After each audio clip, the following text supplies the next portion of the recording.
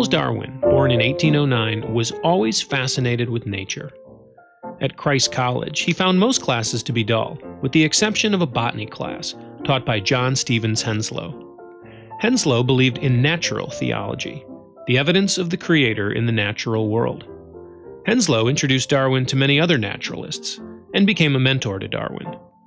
Based on the recommendation of Henslow, Darwin was invited to serve on the HMS Beagle after graduation, as a naturalist on an expedition that would travel around the world.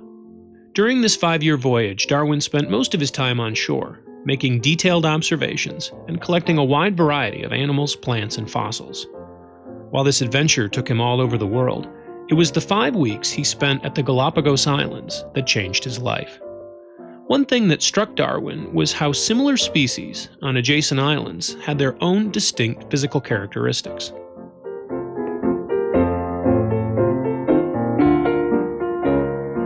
On his return to England, he began to doubt that each species was specially created and did not change over time.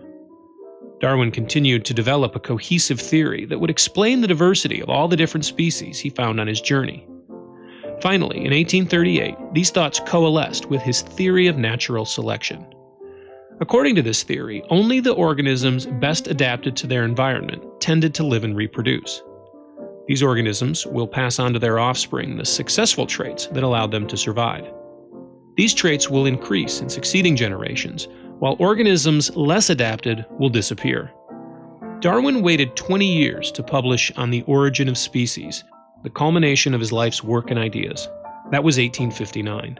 He waited to discuss how humans fit into his theory later in a book entitled The Descent of Man.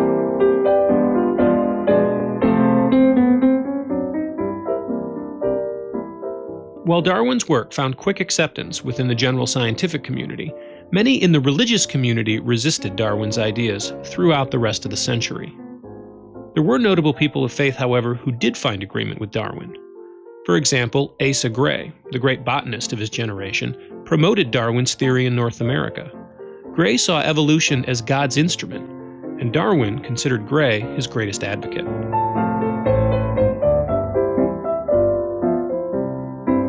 Darwin was not antagonistic towards religious belief.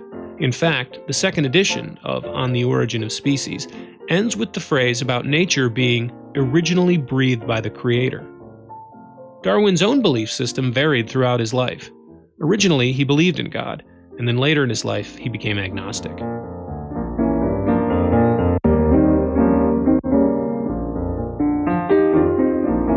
By the beginning of the 20th century, evolution was gaining support in the American church, as was a more figurative view of Scripture. In response, some people worked within their denominations to align with the fundamentalist movement, and others left their denomination to join fundamentalist churches. The name fundamentalist was taken from a series of articles published between 1910 and 1915 called Fundamentals, a Testimony to the Truth.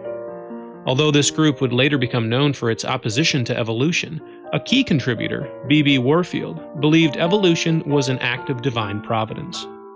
But some in the fundamentalist camp felt the theory of evolution had backed them into a corner, forcing them to choose between faith and science. They had to reject science and hold on to their orthodox beliefs, or follow the lead of modernists who rejected orthodox faith in the name of science. At the urging of fundamentalists in 1925, Tennessee passed a law that outlawed teaching evolution in Tennessee schools. The American Civil Liberties Union decided to challenge the law and began looking for a volunteer teacher to file suit. In Dayton, Tennessee, some local entrepreneurs thought a trial would be good publicity for local businesses, so they recruited a high school teacher and coach, John Scopes, to be charged with violating the law. Scopes had filled in for the regular biology teacher, who was ill at the end of the year. He mostly reviewed material in the class and couldn't remember if he had even taught evolution. The so-called trial of the century, with the entire nation watching, began in 1925 with three-time presidential candidate William Jennings Bryan pitted against noted defense attorney and agnostic Clarence Darrow. Many believe the climax of the trial occurred when Bryant volunteered to be a witness, and Darrow made him look foolish on the witness stand over his interpretation of the scriptures. The trial ended with many twists and surprises. Darrow asked for his client to be found guilty so the judgment could be appealed. Scopes was convicted and fined. Despite the conviction, many who believed in a literal account of creation felt humiliated and ridiculed by the public and withdrew into their own subculture. And Exhausted Bryant died 6 days later. Due to pressure from conservative Christians and supporters, other states followed Tennessee's lead and banned the teaching of evolution in the 1920s.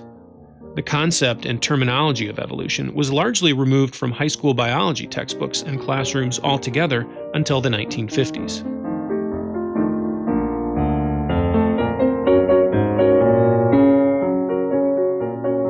Evolution was reintroduced into schools here after the successful launch of the Soviet satellite Sputnik.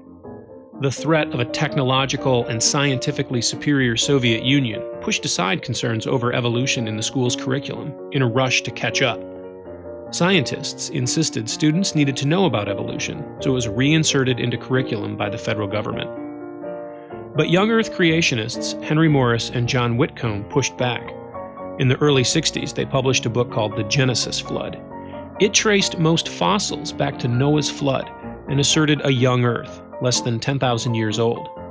Both of these concepts were drawn from the textbook New Geology, written by George McCready Price, a Seventh-day Adventist in 1923.